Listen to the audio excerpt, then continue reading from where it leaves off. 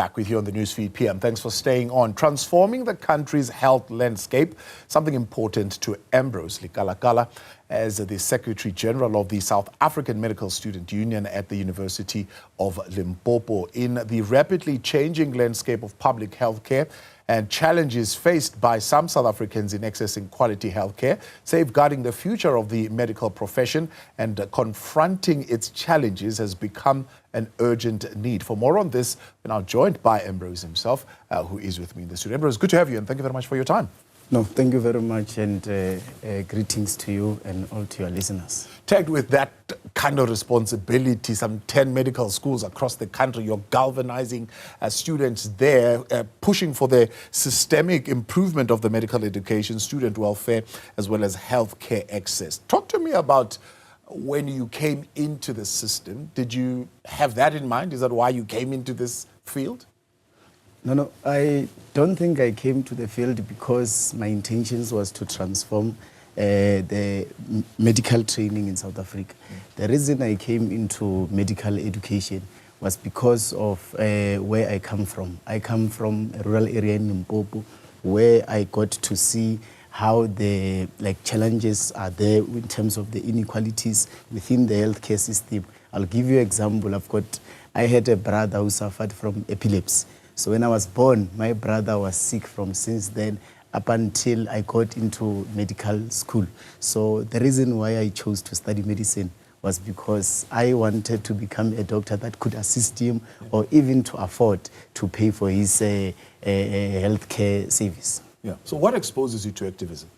What got to expose me to activism is that when I got to medical school, I had that intentions to say I'm going to study so that I graduate and look after my brother. But then something happened. God decided to take my brother. After taking my brother, that became a turn of events in my life. Then I realized that much as I got to medicine because I wanted to look after my brother was just a drop in a bigger ocean.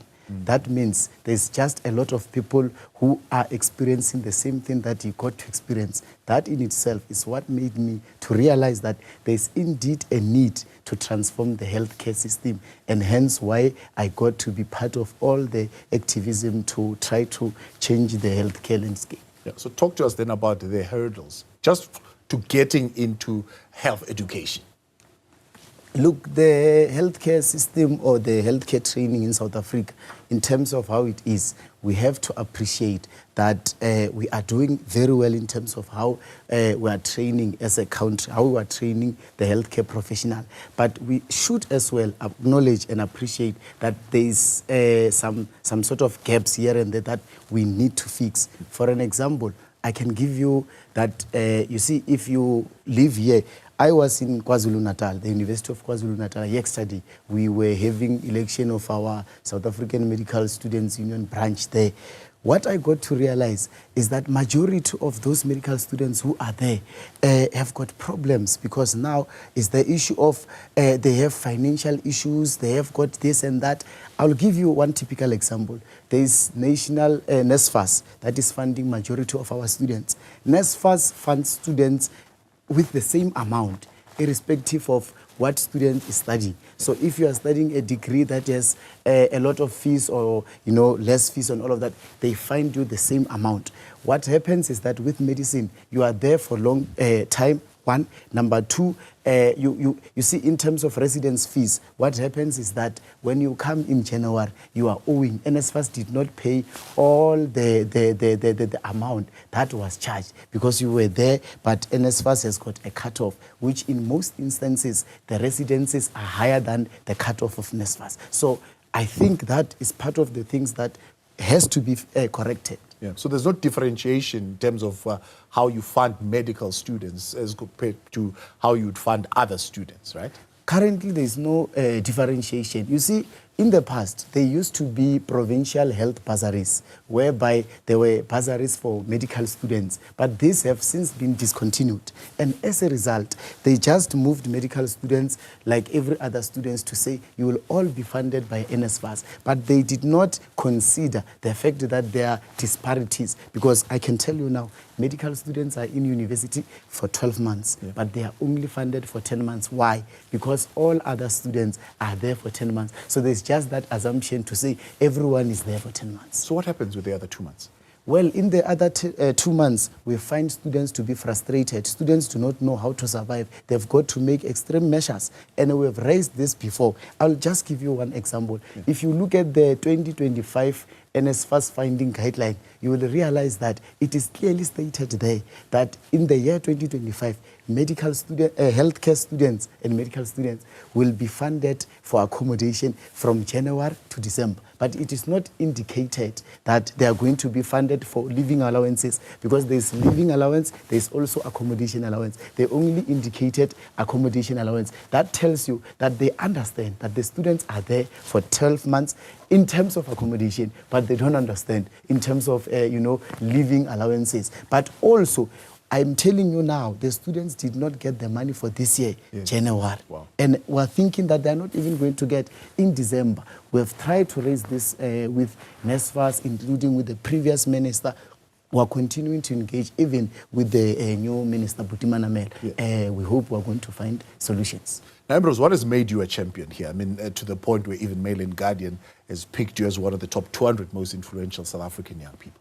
Yeah, you see, one thing I will tell you is that when you become a leader of a movement, most of the time, when the organization does well, people are going to say, this organization is doing well.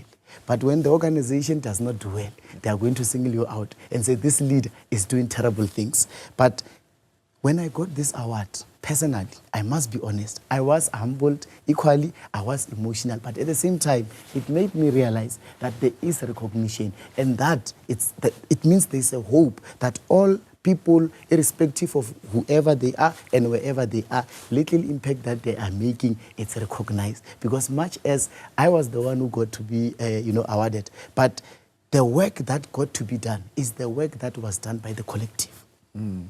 What happens to you? I mean, in the system, for example, when you are seeing contestation now for healthcare access between locals and foreign nationals?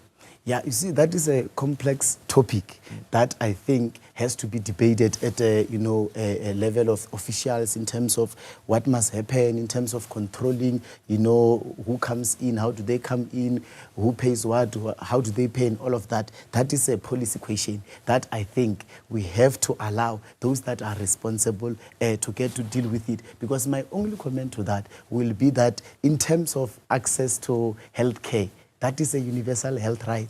The universally acceptable principle is that access to health care, it's a right given to everyone, irrespective of their status, what documentation, and all of that. But at the same time, there's also the issue of who comes in, how did they come in, and all of that. Hence, I'm saying that I think must be a debate we should leave for the officials that are responsible. But at the same time, everyone who needs health care must be given health care. Talk to me about that. I mean, you're from Limpopo.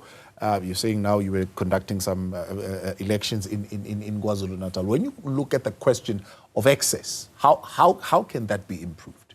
Look, to improve access to health care, in my own personal view, it's very simple. What do? You make sure that you hire enough healthcare workforce, because as things stand, the healthcare workforce, it's simply inadequate. It does not meet the demand, because in terms of the WHO recommendation of 1:1,000, the doctor to patient ratio, we are nowhere close to that, because as things stand, South Africa stands at 1:1 and upward of 3,000, meaning for every one doctor, there is more than 3,000 patients. So there is no possible reality where we are going to be able to provide the best of healthcare system. So the only thing that needs to happen is that all unemployed doctors must be employed, and where in the public health system. Why? So that these people can go in the far-flung areas to look after our communities. And I'm saying this because an upward of 85% depend on the public healthcare system. So the only way to solve this problem, you just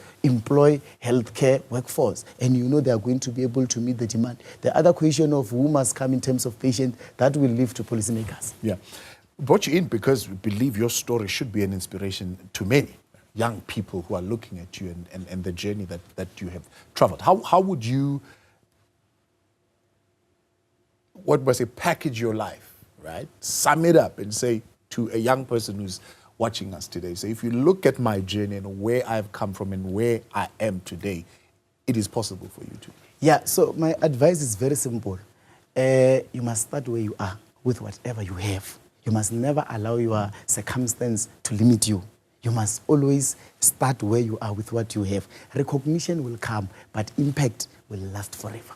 Recognition will come, but impact will last forever. Words from Ambrose Lekalakala. Appreciate you, Ambrose, and thank you very much for coming on this afternoon. That is Ambrose Lekalakala. He is the secretary for the South African Medical Student Union, but also he is recognized as one of those influential young people by the Mail and Guardian.